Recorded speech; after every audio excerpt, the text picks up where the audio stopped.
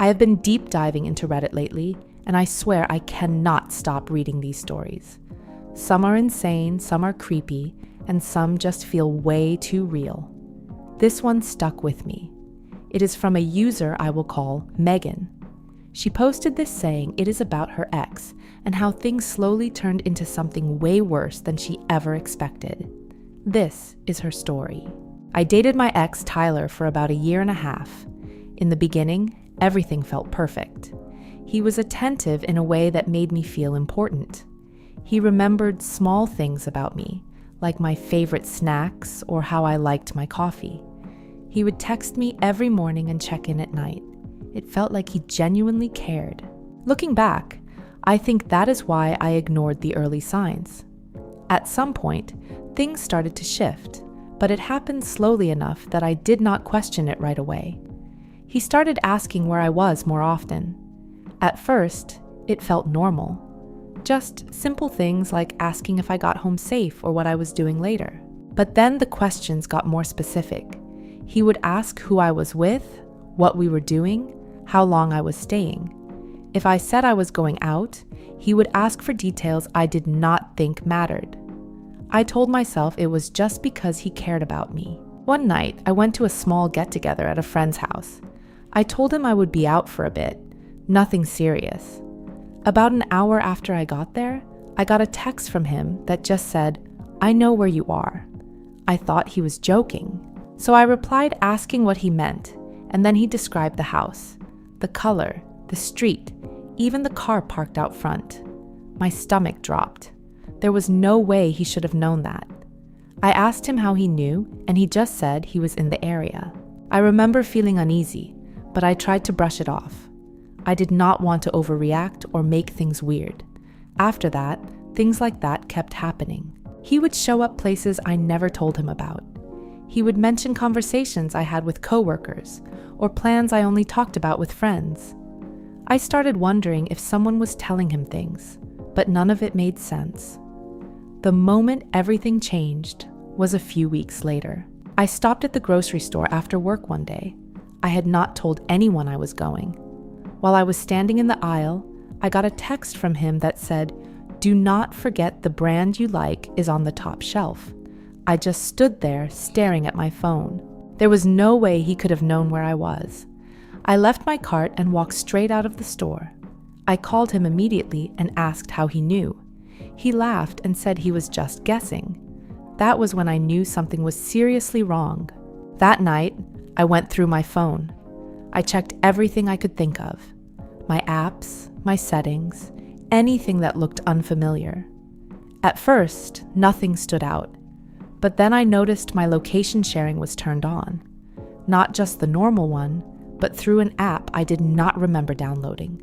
When I opened it, I saw his account connected to mine. I felt sick. The next day, I confronted him. At first, he denied it. He said I must have added him myself and forgotten. But when I kept pushing, he admitted it.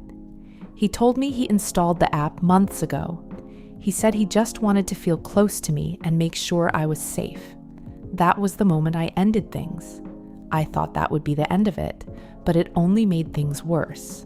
At first, he started sending long messages apologizing, saying he loved me, saying he made a mistake, saying he could not live without me.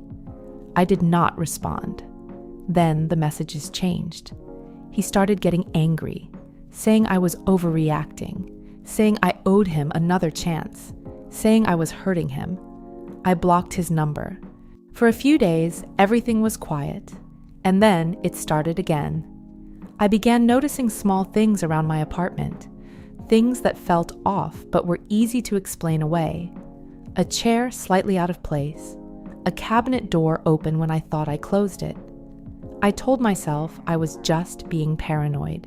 Until one night I got home and my bedroom window was unlocked. I always lock my windows. I remember standing there staring at it, trying to convince myself I had just forgotten. I called a friend and stayed on the phone while I checked my apartment. Nothing looked obviously wrong, but I could not shake the feeling. The next morning, I noticed something missing. My hoodie. It was not expensive or anything special, just my favorite one that I wore all the time. I knew it had been there the day before. That was when I realized someone had been in my apartment.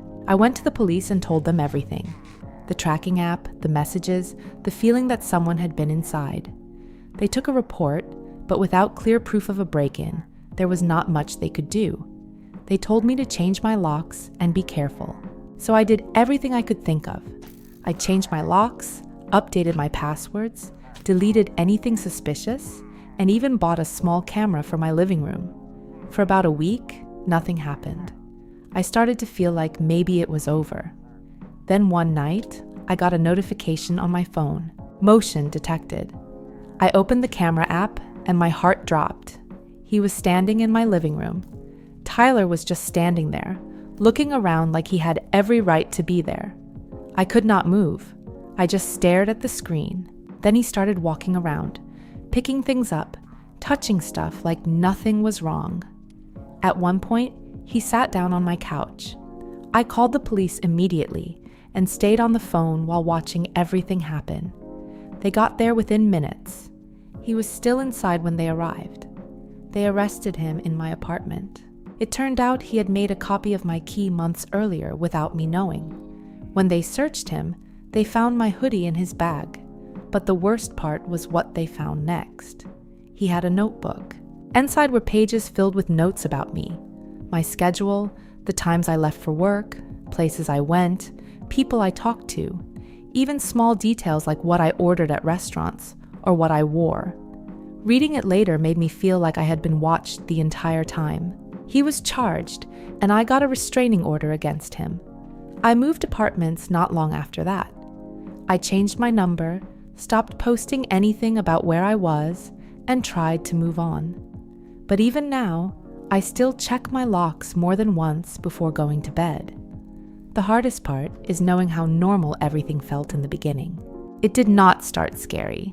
It started with someone who just seemed like they cared, and I think that is what makes it so much worse. Have you ever ignored something small that later turned out to be a huge red flag? So yeah, that was her story. Honestly, stuff like this is exactly why I have been hooked on these Reddit deep dives lately. If you want more stories like this, make sure you subscribe. This channel is still new, and I am posting more videos just like this.